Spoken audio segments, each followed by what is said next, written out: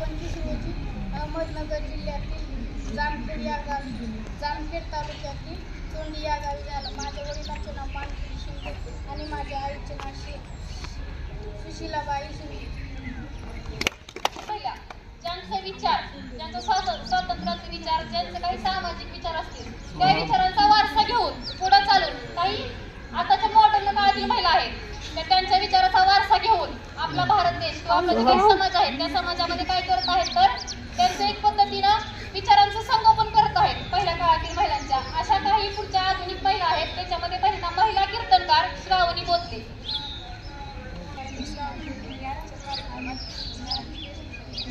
सर्वप्रथम सर्वांना महिला दिनाच्या खूप शुभेच्छा. जगाच्या मालकाने जिजाऊच्या पायातला काटा काढायला पांडुरंग आले, आमच्या पायातला काटा लोकांनी. तर महिला राजकारणी ज्ञानेश्वरी माने त्याच्या खूप खूप शुभेच्छा. नमस्कार, मी ज्ञानेश्वरी माने. मी पॉलिस्टिक वेशभूषा केलेली आहे. त्याबरोबर मसाळ मॅडमचे देखील आम्ही आभारी आहोत. त्यांनी या कार्यक्रमाचे आयोजन खूप छान प्रकारे केले त्याबद्दल त्यांचे खूप खूप आभार. राजकारणामध्ये व धर्मक्रांतीमध्ये त्यांची एकमेकांशी नातं तर असलंच पाहिजे पण तेवढेच व्यत्ययही असले पाहिजे. राजकारणामध्ये काम करणाऱ्या माणसांनी धर्मात प्रात्यक्षिक करू नये आणि धर्मात काम करणाऱ्या व्यक्तींनी वैराग्य बाळगून ठेवल्याशिवाय तो धर्माच्या वसाहतीवर विराजमान होत नाही. धन्यवाद. वकिलांचा व्यवसाय नेहमीच प्रशंसनीय आणि उच्च दर्जाचा राहिला आहे, ज्यासाठी तीक्ष्ण मन आणि तीक्ष्ण दृष्टी आवश्यक असतो. एक वकील म्हणून तुमच्यावर बरीच जबाबदारी असते, असन्माननीय नाही. खरं तर कधी कधी तुम्हाला असे वाटते की जगाचा भार तुमच्या खांद्यावर आहे. डॉक्टर मृण्मयी बोरके.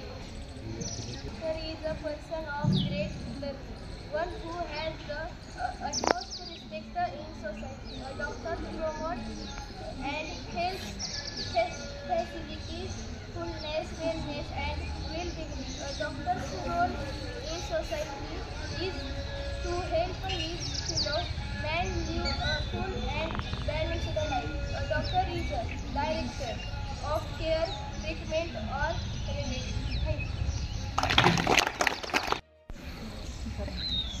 तुम्हा सर्वांना लाख लाख शुभेच्छा. भारतभूमी ही साधूंची आहे, संतांची आहे, त्याचबरोबर शूरवीरांची, साहसी धाडसी निडर आणि विद्वान महिलांची असणारी भूमी म्हणजे भारत आहे. तसं जर पाहायला गेलो जे सकाळी प्रार्थनेच्या वेळेला मी सांगितलं होतं की आज या युरोप खंडाला आपण पुरोगामी म्हणून ओळखतो. त्या काळात अख्खा युरोप खंड अंधाराचाच पडत पडलेला होता. त्याच काळामध्ये भारताचा सुवर्ण काळ,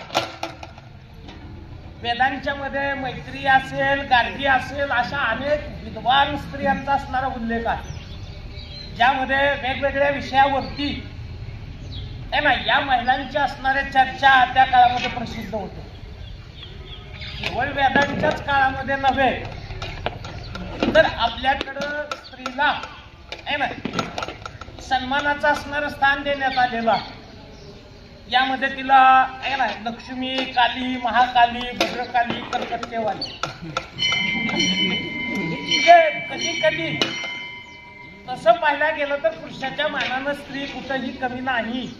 अगदी आपलं रामायण असेल, महाभारत असेल यामध्ये अनेक पराक्रमी असणाऱ्या स्त्रियांचा उल्लेख आपल्याला पाहायला मिळेल. रामायणामधील राजा दशरथ, या दशरथाची असणारी राणी कैकेयी, तसं पाहायला गेलं तर कैकेयीला म्हणजे हे नावही ठेवलं जात नाही आज मुलीचं. कैकेयी म्हणजे कैकेयी नाव हे बदनाम झाले. परंतु असं जरी असलं तरी अनेक युद्धामध्ये राजा दशरथाच्या खांद्याला खांदा लावून रणांगण गाजवण्याचं काम कैकेयीने केलेलं आहे. रामायणामध्ये एक कथा आहे की कैकेयीला 3 असणारं वर दिलं. म्हणजे रणांगणामध्ये लढत असताना राजा दशरथाच्या रथाचा असणारा आत मोडला.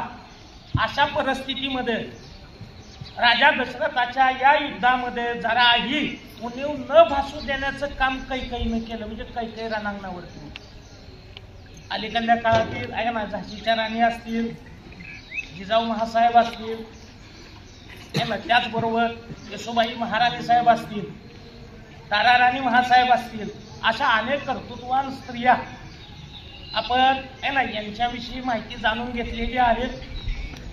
आणि त्याचबरोबर हाच पुरोगामित्वाचा वारसा आहे ना कालांतरानं, ज्याला आपण रेशीम मार्ग म्हणतो, की जो चीनमधून आहे ना सध्याचा हिमाचल प्रदेश, जम्मू काश्मीर, सध्याचा पाकिस्तान, अफगाणिस्तान मार्गे, ज्याला आज आपण तुर्कस्तान म्हणून ओळखतो आहे ना. इतिहासामध्ये आपण पाहिलं की कॉन्स्टँटिनोपल आहे ना, आज त्याचं नाव इस्तंबूल का काहीतरी आहे. या मार्गानं आहे ना व्यापार केला जायचा. भारतातील असणारं अनेक असणाऱ्या चांगल्या गोष्टी युरोपमध्ये गेल्या आणि युरोपमध्ये आहे ना पुनर्जागरणाला सुरुवात झाली. ज्याला आज आपण अरिस्टॉटल म्हणतो, प्लेटो म्हणतो आहे ना. असा अरिस्टॉटल असेल, प्लेटो असेल, त्याचबरोबर व्हॉल्टेअर असेल, रुसो असेल, त्याचबरोबर हेगेल असेल, असा अनेक असणारे विचारवंत यांच्यावरती आहे ना भारतीय समाजाचा, भारतीय विद्या असतील, कला असतील, यांचा असणारा प्रभाव आपल्याला आढळून येतो.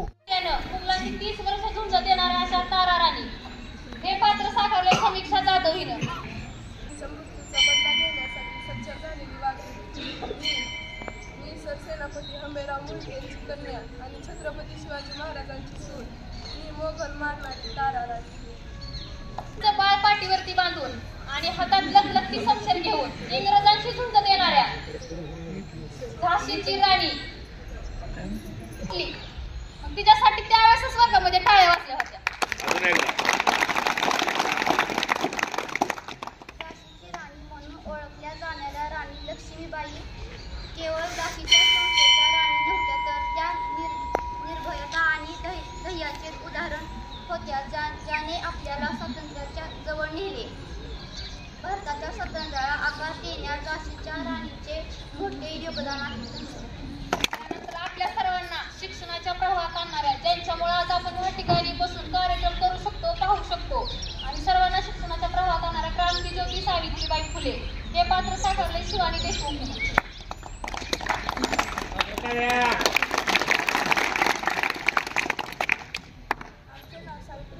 सावित्रीबाई ज्योतिबा फुले.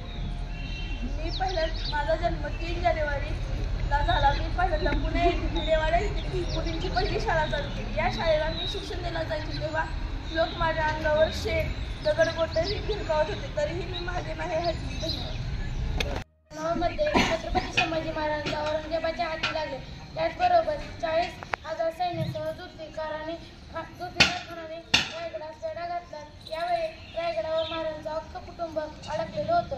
यावेळी रायगडावर सर्वच वडील व्यक्ती होत्या. महाराणी अशा संकटकाळी रडत न बसता त्यांनी बेधडक निर्णय घेतले. येसुबाईंनी युवराज राजाराम आणि त्यांच्या पत्नी ताराबाई आणि राजसाबाई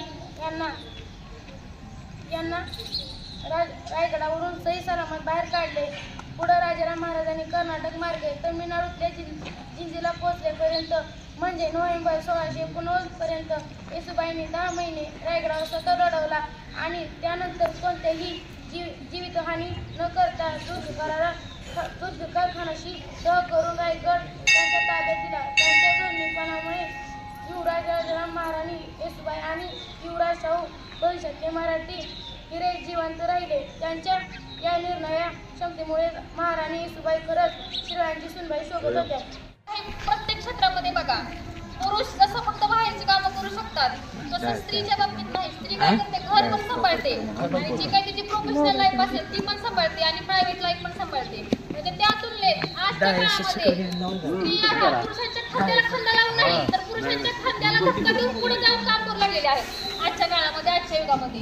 आणि जसं काही आपल्याला सर्वांना माहिती आहे की डॉक्टर बाबासाहेब आंबेडकरांच्या आई असतील, त्यांनी देखील खूप मोठं कार्य केलेलं आहे. म्हणजे त्यांच्यामुळेच आज डॉक्टर बाबासाहेब आंबेडकर हे देखील घडले आहेत. त्यांनी तेवढं मोठं आपल्या भारताचं संविधान लिहिलेलं आहे. म्हणजे प्रत्येक पुरुषाच्या पाठीमागं एक महिला असते, मग ती कुठल्याही रूपात असेल, आईच्या रूपात असेल, पत्नीच्या रूपात असेल, बहिणीच्या रूपात असेल, ही सगळी रूपं जी आहेत ती एक फक्त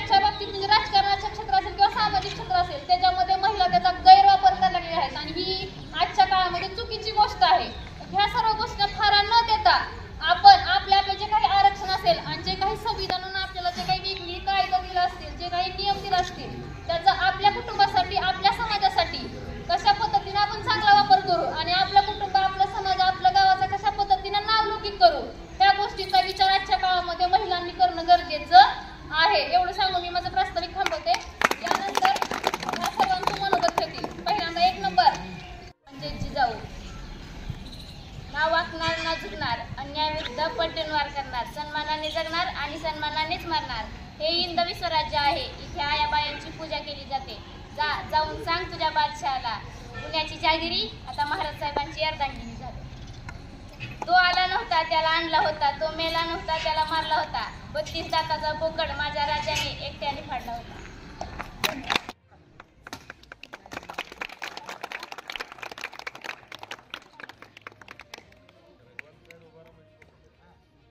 सावित्रीबाई फुले यांच्या प्रतिमेचं पूजन आधुनिक रूप साकारणाऱ्या महिला आणि मॉडर्न रूप साकारणाऱ्या महिला यांच्या शुभ हस्ते होत आहे. तरी सर्वांनी टाळ्या वाजवाव्यात.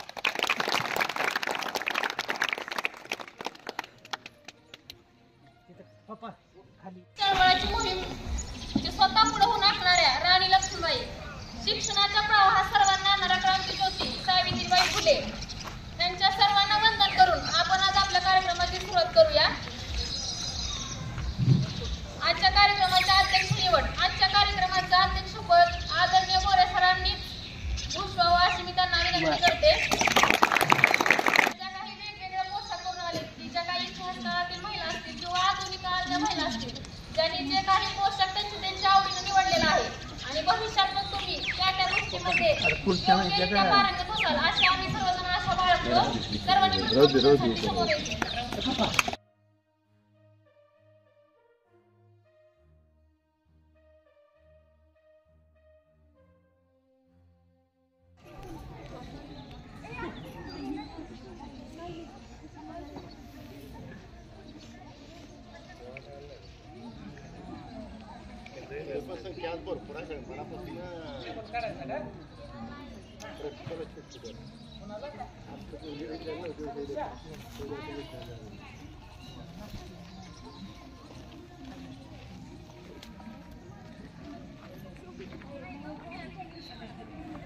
दिनाच्या निमित्तानं प्रशालेच्या वतीनं विशेषतः मसाळ मॅडमनी या कार्यक्रमाचं अगदी चांगल्या प्रकारे नियोजन केलं आणि हा कार्यक्रम घडवून आणला.